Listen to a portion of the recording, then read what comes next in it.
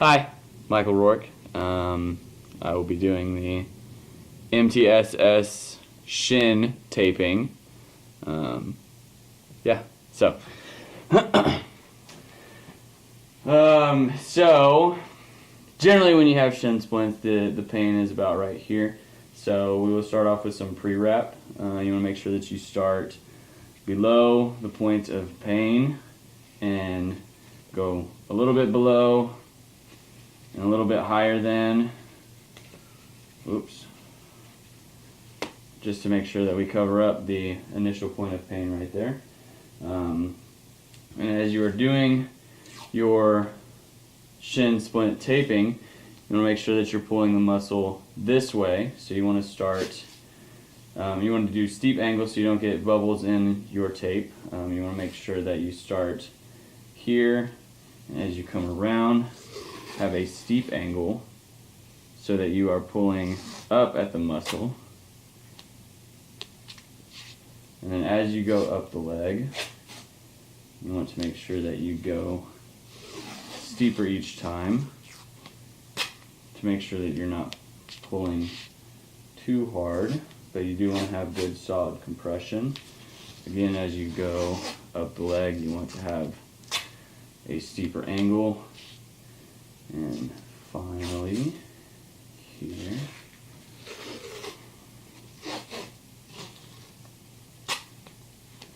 So now we have covered the entire area of pain, so we're going to go through one more time.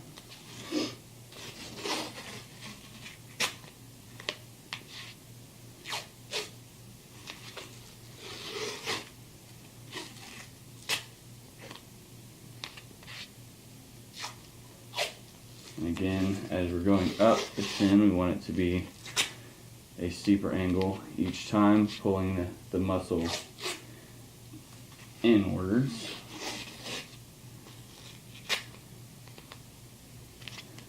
And so this, we have covered the entire area. So a close-up. So this would be what it looks like from the front, and then from the inside of the ankle, or the shin I should say. And then this would be on the outside, and then if you lift your leg up, and then this would be, this would be what it looks like underneath. So, yeah, that is our MTSS shin taping. Hello, Michael Rourke, and this is my arch taping video. So first off, we're going to start off with some pre-wrap, just to make sure that we don't rip off any toe hair or anything.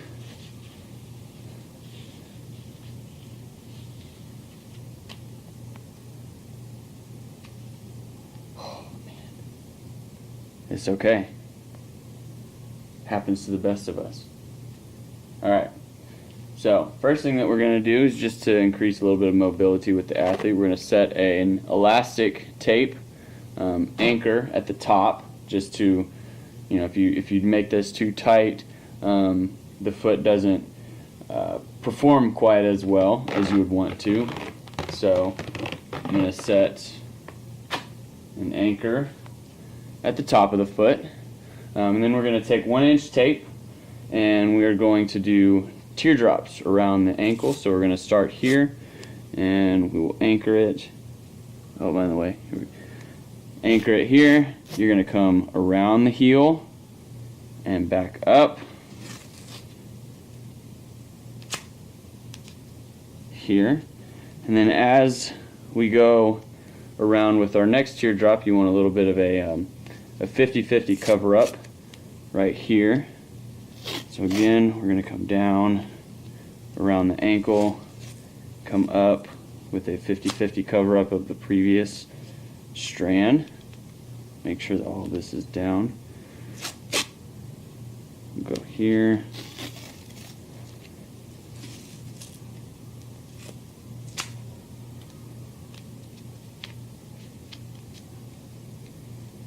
And then we'll go, let's go one more. Down and around the heel. in here. So now we are going to put some cover-ups right here. We're going to make sure that we leave them open at the top just to give a little bit of breathing room to the feet, add a little bit of flexibility. So we'll come around here, rip it at the top. You do that about 3 times. So we'll come here, come around, leave it open at the top for a little bit of breathability. One more.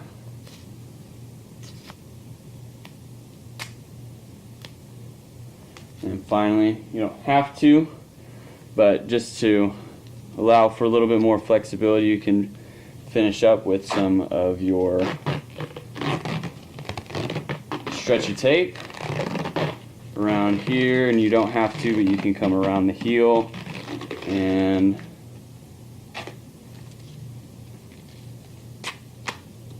finish it like so. Then you can move the foot, see if everything's all good. But that is your arch taping.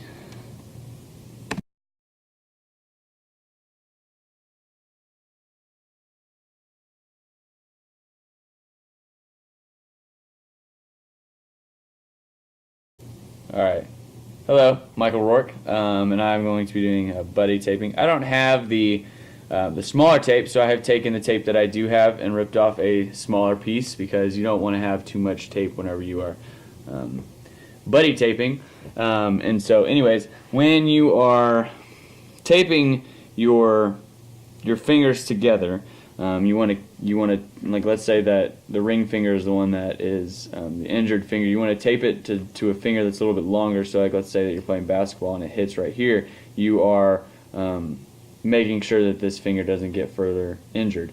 And I don't happen to have a piece of gauze, but generally what you would do is you could put a piece of gauze in between the fingers right here, just to make it a little bit more comfortable for the athlete.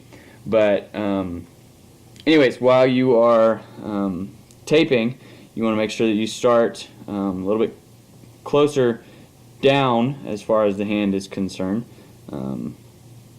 This is going to be a little bit more difficult because I have this kind of tape right here, but you know, it'll get the job done.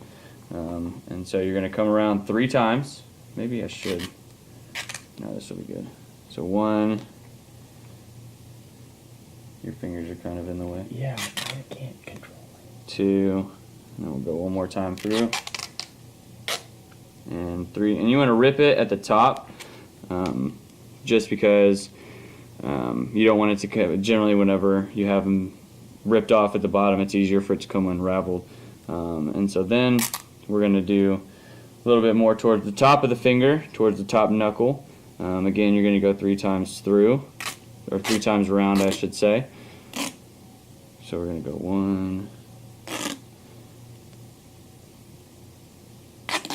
2, and then 3. Again, once again, ripping at the top, making sure that it is nice, safe, and snug. And then, you know, we want to make sure that the athlete is comfortable with the tape, and so if you move it around, make sure that everything is all good to go.